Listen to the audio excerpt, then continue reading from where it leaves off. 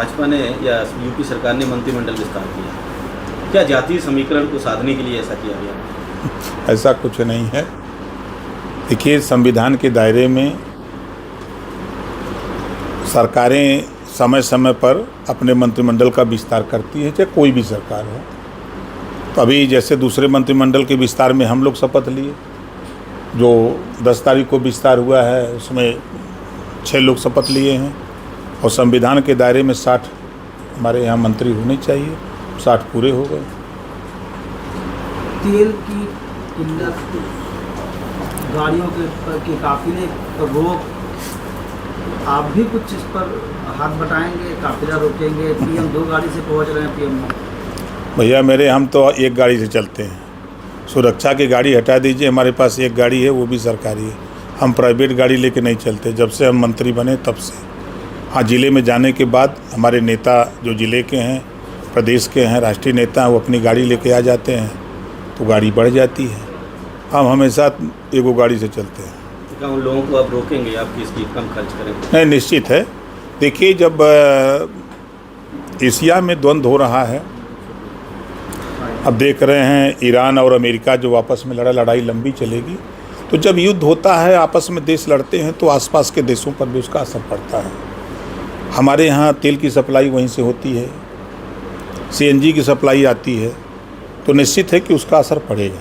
इसके लिए ही प्रधानमंत्री जी ने पहल की है कि भाई हम अगर 2 गाड़ी से पीएमओ जा सकते हैं, हम 50% अपनी फ्लीट में गाड़ी कम कर सकते हैं।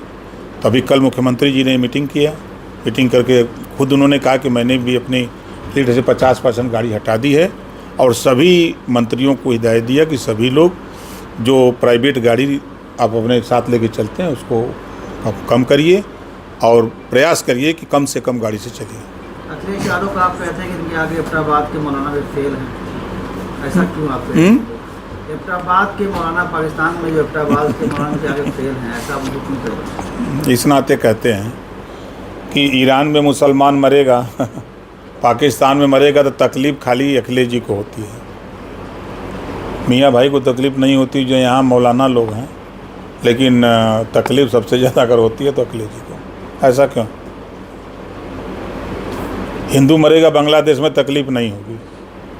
वो मरेगा सऊदीया में, उनको तकलीफ़ नहीं होगी। वो मरेगा सिंगापुर में, उनको तकलीफ़ नहीं। लेकिन मौलाना अगर कोई मुसलमान मर गया तो उनके घर मातम मचा जाता है। ऐसा क्यों? वोट की राजनीति है कुछ? वोट की राजनीति है? और क्या है? वोट की राजनीति है। आप बताइए। नहीं, आप भी वफादार कहते थे। नहीं, हम भाई, हमारे पास विभाग है। हम तो कह रहे हैं कि शिक्षा के लिए लड़ो, स्वास्थ्य के लिए लड़ो, रोजगार के लिए लड़ो, नौकरी के लिए, अमन चैन के लिए लड़ो। हम तो आज भी कह रहे हैं, और वो नफरत सिखाते हैं। चाहे वो कांग्रेस हो, बसपा हो, सपा हो, कोई भी दल हो विपक्षी, वो नफरत सिखाते हैं।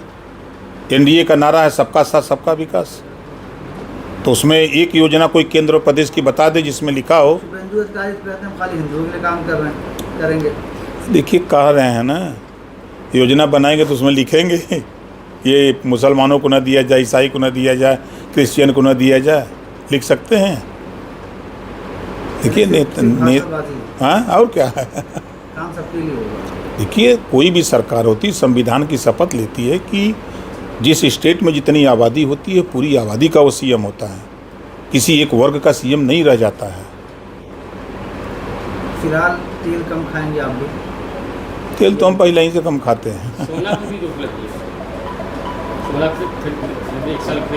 देखिए भाई, अब मैं फिर कह रहा हूँ, जब कई देश आपस में लड़ रहे हों, उस लड़ाई का असर सटे हुए देशों पर भी होता है, उसका प्रभाव अपने यहाँ है। तो हम उसमें देश के हित के लिए, राष्ट्र के हित के लिए हम उसमें सहयोग नहीं कर सकते। हमारे लिए राष्ट्र सर्वोपरि है, उसके बाद तब पार्टी है। देश रहेगा तभी हम लोग रहेंगे। इंपोर्ट ड्यूटी भी बढ़ा दी गई, सोने पर इंपोर्ट ड्यूटी भी बढ़ा दी गई। वो तो अंतर्राष्ट्रीय मार्केट का खेल है। भारत में बढ़ाई भाई, अंतर्राष्ट्रीय मार्केट है ना, जब वहाँ बढ़ेगा तो यहाँ नहीं बढ़ेगा।